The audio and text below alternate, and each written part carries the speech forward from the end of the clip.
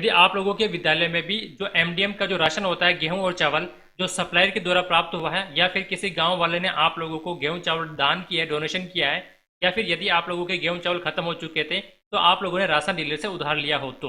ये तीनों स्थिति में जब आप लोगों ने ऑफलाइन तो आप लोग ले लेते हो और एंट्री भी कर लेते हो, रिकॉर्ड में भी आप लोग लिख लेते हो, लेकिन उसके बाद में अब आप लोगों को उसको राज सिम पर एंट्री किस प्रकार से करनी है आज की इस वीडियो में आप लोगों को बताने वाला हूँ। इससे पहले यदि आप लोग मेरे चैनल पर नए हैं तो मेरे चैनल को सब्सक्राइब कर लीजिएगा, ताकि स्टाफ आईडी, ताला दर्पण, एसओसओ आईडी या फिर आईपीपीएस पोर्टल और राज सिम पोर्टल से संबंधित जो भी ऑनलाइन जानकारी होती है उसकी जानकारी सबसे पहले आप तक पहुंचती रहे। इसके लिए सबसे पहले आप लोगों को लॉगिन हो जाना है एसओसओ आईडी से, और एसओसओ आईडी से आने के बाद में राज सिम पे आप लोग क्लिक करेंगे तो इस प्रकार का पेज ओपन होगा। यहाँ से आप लोगों को पीएम पोषण वाले ऑप्शन पे क्लिक करना है। उसके बाद आप लोगों को यहाँ जो सेटिंग वाला ऑप्शन दिखाई दे रहा होगा, इस पर आपको सिंपली क्लिक कर आईएम वाला जो ऑप्शन है इस पे आपको क्लिक करना है। इस पे क्लिक करने के बाद में यहाँ पर 4 ऑप्शन आपके सामने ओपन हो जाते हैं। तो आप लोगों को करना है इन्वेंटरी डिक्लेरेशन वाला, ये जो वाला ऑप्शन है, इस वाले ऑप्शन को आपको यहाँ पर सिंपली क्लिक करेंगे तो इसमें भी आपको 3-4 ऑप्शन यहाँ पर ओपन हो जाएंगे। अब क्योंकि हम लोगों को मान लीजिए आप लोग सप्लायर से, आपके इस विद्यालय में सप्लायर खाली करके चला गया, आपने एंट्री कर लिए, इसको आप लोगों को राज सिम पोर्टल पर चढ़ानी है, या फिर डोनेशन हो चुका है, या फिर राशन की दुकान से आप लोगों ने उधार लिया है, तो इन तीनों चीज़ों के लिए आप लोगों को मैनुअल स्टॉक इनवर्ट इस वाला ऑप्शन को आपको क्लिक करना है। और इससे पहले मैं आपको बता देता हूँ कि मैनुअल स्टॉक इनवर्ट क्या होता है। तो यहाँ पर देखिए, जो मैनुअल स्टॉक इनवर्ट क्या होता है कि मान लीजिए आपकी विद्यालय में स्टॉक खत्म हो जाता है, उस समय यह प्रक्रिया काम में आती है, और आप जहां एक आपूर्तिकर्ता से प्राप्त उत्पादों का स्टॉक का मैन्युअली रूप से जोड़ा जाता है,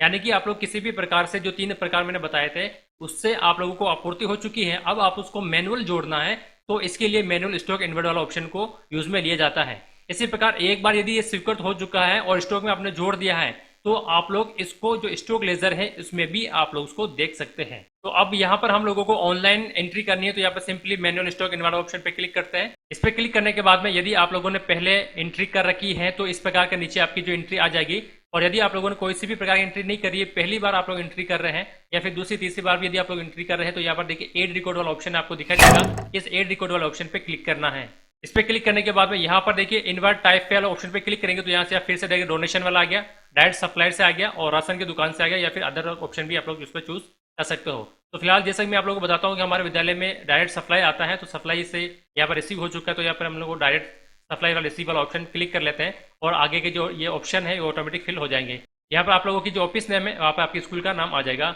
और यहाँ पर देखिए स्टॉक रिसीव डेट। अब स्टॉक जो रिसीव है वो कब हुआ था, आप लोग यहाँ से बैक डेट में रिसीव हुआ है तो आप लोगों को बैक डेट में ही रिसीव करना है, और यदि अभी वर्तमान में आज की तारीख में हुआ तो आप लोग आज को आज की तारीख में ही करना है। तो जिस भी तारीख में यहाँ पर स्टॉक रिसीव हुआ है ऑफलाइन, आप लोग यहाँ पर सेलेक्ट कर लीजिएगा। उसके बाद में यहाँ से आपको चालान नंबर लिखना है, जो कि जो सप्लायर्स आता है वो सप्लायर आने के बाद में आप लोगों को एक रसीद देता है, उस रसीद पर या फिर रसीद संख्या लिखी हुई होती है, फिर चालान नंबर लिखे होते हैं। रसीद संख्या चालान नंबर दोनों एक ही चीज है, वो आप लोग यहाँ पर इसको लिख दीजिएगा। उसके बाद में देखिए यहाँ पर चालान डेट है, तो चालान डेट क्या होगी, कौन सी चालान डेट होगी, यानी कि जिस दिन आपको स्कूल के अंदर जो खाद्यान्न प्राप्त हो जाता है, और जो चालान नंबर वाली जो पर्ची होती है उसी पर चालान डेट लिखी हुई होती है, तो यहाँ से आप लोग उसको लिख देंगे। उसके बाद में रिमार्क में आप ओके लिख सकते हैं, या फिर सप्लायर से जो खाद्यान्न वो प्राप्त हो चुका है ये लिख सकते हैं, स्टॉक रिसीव्ड बाय सप्लायर ये लिख सकते हैं, कुछ भी आप लोग यहाँ से लिख सकते हैं। ये लिखने के बाद में आपको नीचे चलना है, प्रोडक्ट डिटेल पे क्लिक करना है, यानी कि आप लोगों ने राइस और व्हीट क्या प्राप्त किया है, गेहूं प्राप्त किया, फिर चावल प्राप्त किया है। तो जैसे मान लीजिए आपने चावल प्राप्त किया तो चावल पर टिक हो जाएगा, और यहाँ पर किलोग्राम सेलेक्ट कर लेना है, और यहाँ पर क्वांटिटी सेलेक्ट कर लेनी है कि कितने किलोग्राम आप लोगों ने क्वांटिटी में प्राप्त कर लिया है, 600 किलोग्राम हुआ, 500 हुआ, 200 हुआ, 300, जो भी है आप लोग सेलेक्ट कर लीजिएगा।